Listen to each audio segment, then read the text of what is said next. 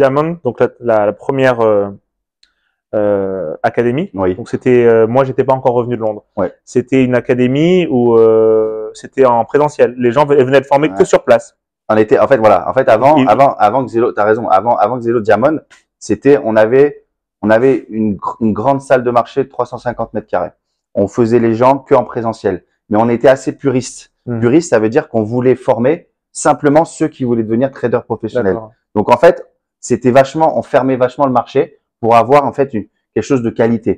C'est-à-dire que c'était des choses où les gens venaient obligatoirement, ils devaient venir 2 mois chez nous, dans la salle, physiquement dans le sud, pour ensuite, à la fin, sortir et être trader. Et est-ce qu'il fallait qu'ils aient déjà un background, qu'ils connaissent l'économie ou… En fait, ce qui était bien, c'est quand nous, ils n'avaient pas de background. Parce qu'en fait, ça te permet, quand on forme quelqu'un, ça te permet que le disque dur, il soit totalement vierge. Voilà, il est blanc et t'imprimes des nouvelles données. Dès que les gens, ils avaient des données, tu dois leur désapprendre, les former pour les reformer. Et donc, si tu y arrives, mais tu perds du temps au départ, ils te posent des questions où toi-même, tu dois prouver la véracité de tes propos, alors que normalement, on n'est pas dans cette idée-là.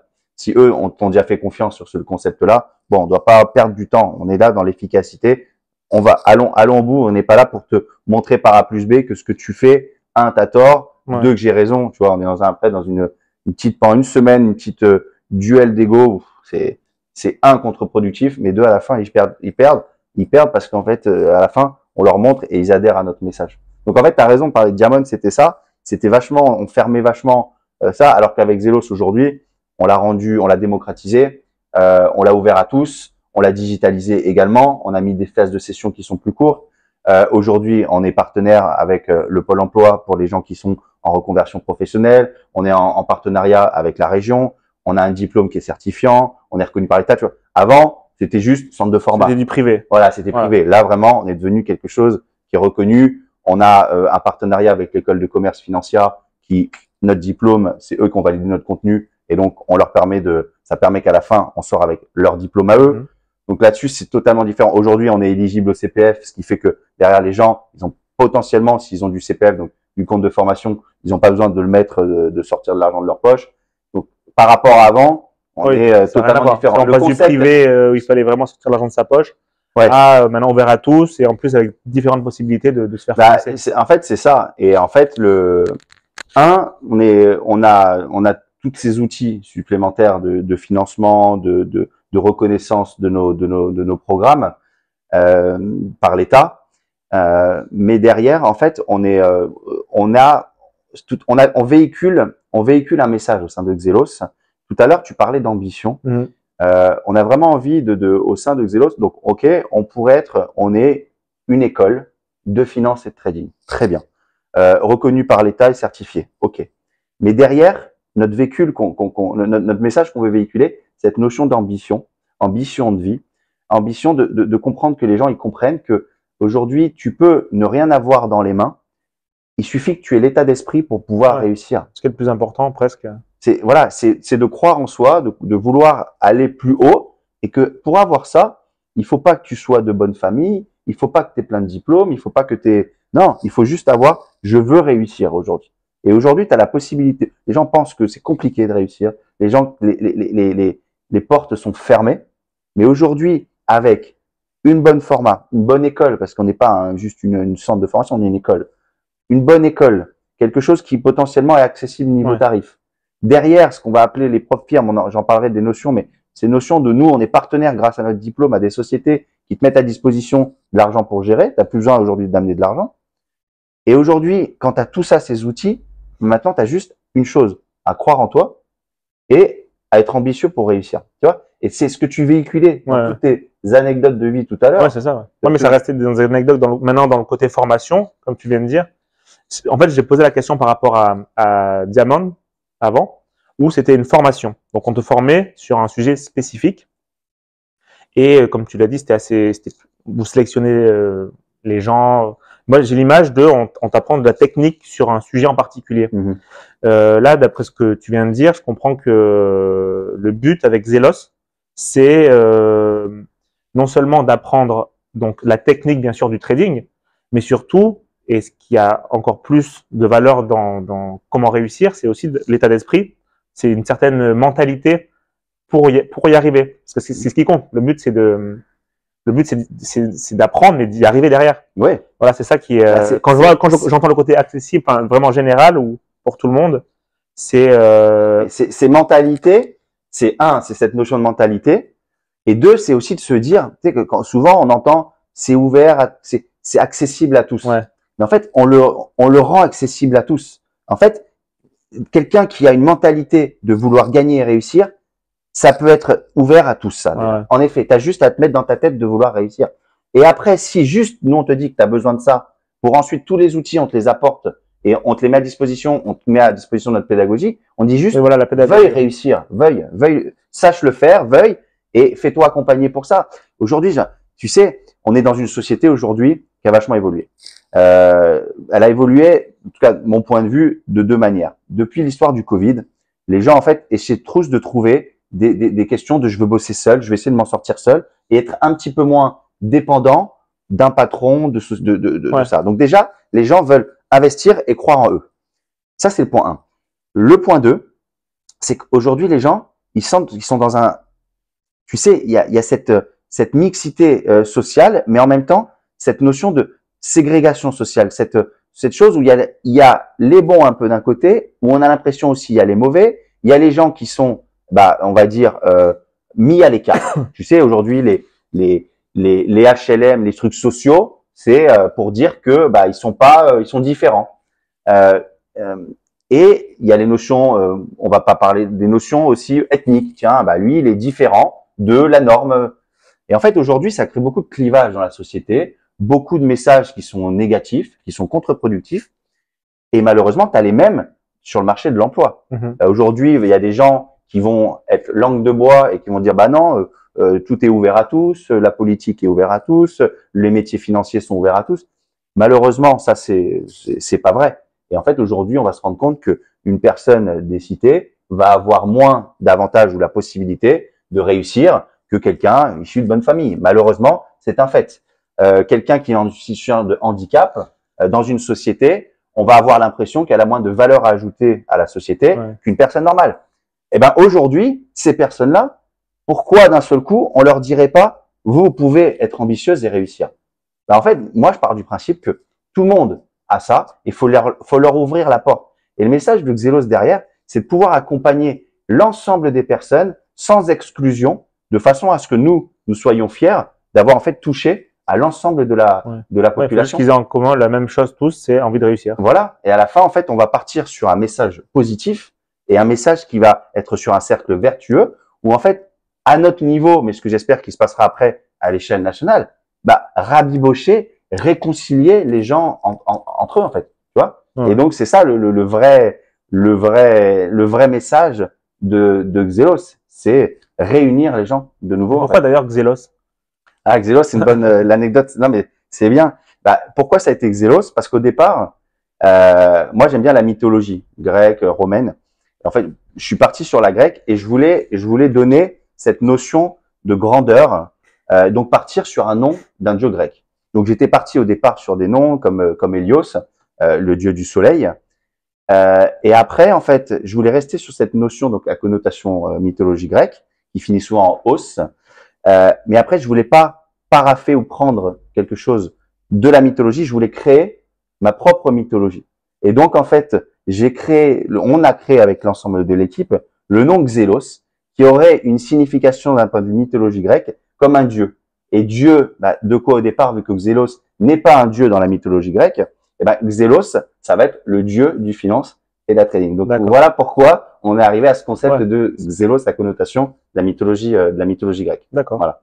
Donc voilà un petit peu sur cette sémantique. Là en fait, pour revenir à toi. Oui. Donc aujourd'hui, qu'est-ce qui a fait que toi, t'es quoi dans Xelos, t'es qui et comment ça se fait que tu sois fédéré à ce projet-là? D'accord. En gros, quand tu étais là, quand tu as monté Diamant, que tu as avancé, moi j'étais encore à Londres, je suis resté un petit moment. J'ai bossé dans différents secteurs, tout en faisant du trading personnel. Les gens l'ont entendu dans les vidéos aussi, je faisais du poker. Donc, je faisais plein de disciplines. Ouais, tu fais du poker à niveau professionnel. On a vu quand même, tu as gagné des grosses. Qu'est-ce que tu as fait au poker? Tu as gagné des grosses compétitions. Ouais, surtout en ligne, j'ai fait pas mal de résultats. J'ai gagné pas mal de. Moi, j'étais sur les tournois. D'accord. En ligne. Donc, ouais, j'ai fait des belles paires.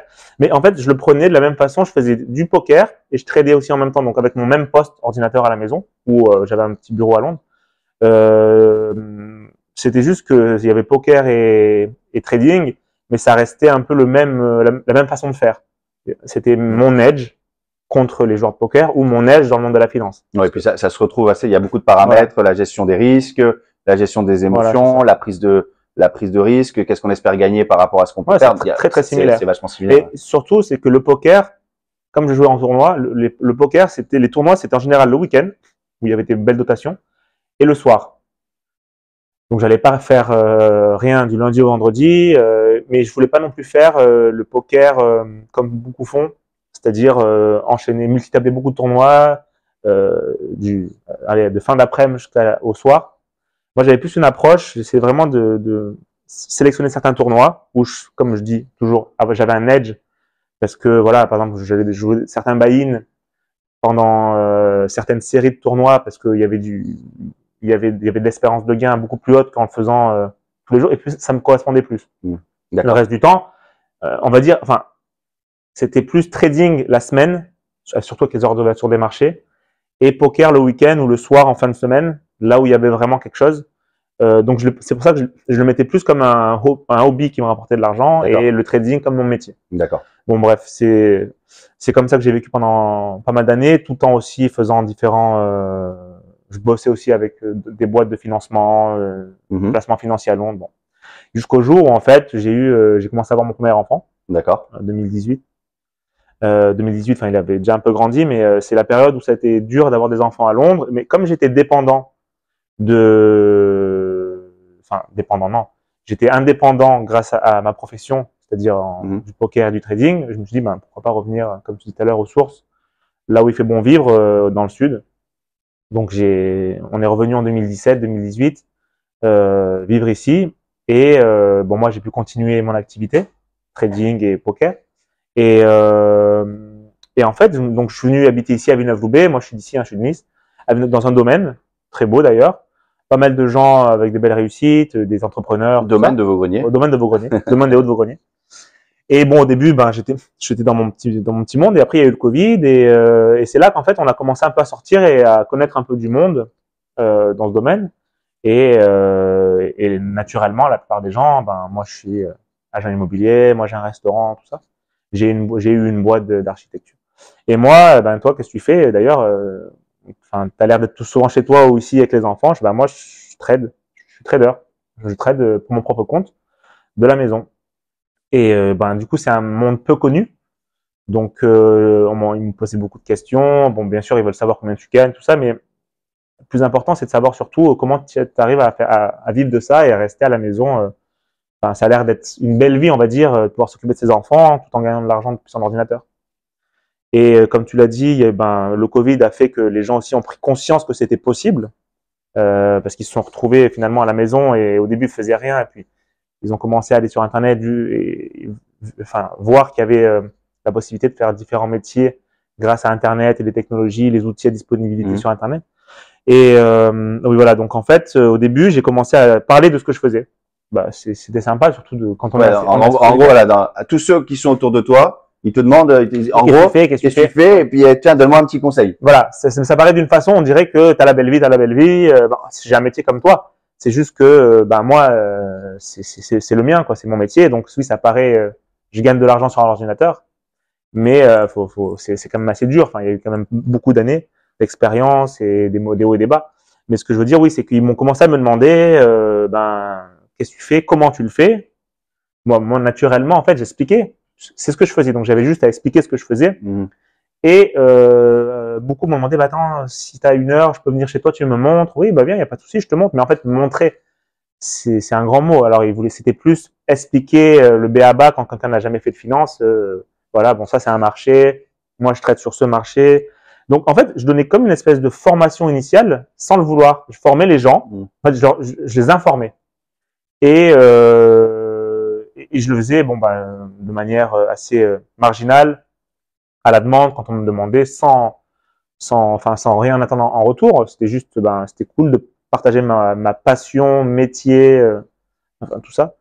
Et c'est pour ça que, à un moment donné, c'est marrant parce que juste avant quand tu montes, quand on parle de Xelos avec les équipes, quand on se revoit un peu qu'est-ce que tu fais, formation, ça m'a fait tilt parce que c'est exactement ce que j'étais en train de faire. C'est-à-dire, je formais des gens sans cadre, sans le vouloir, mais sans même le savoir que je formais des gens à cette discipline.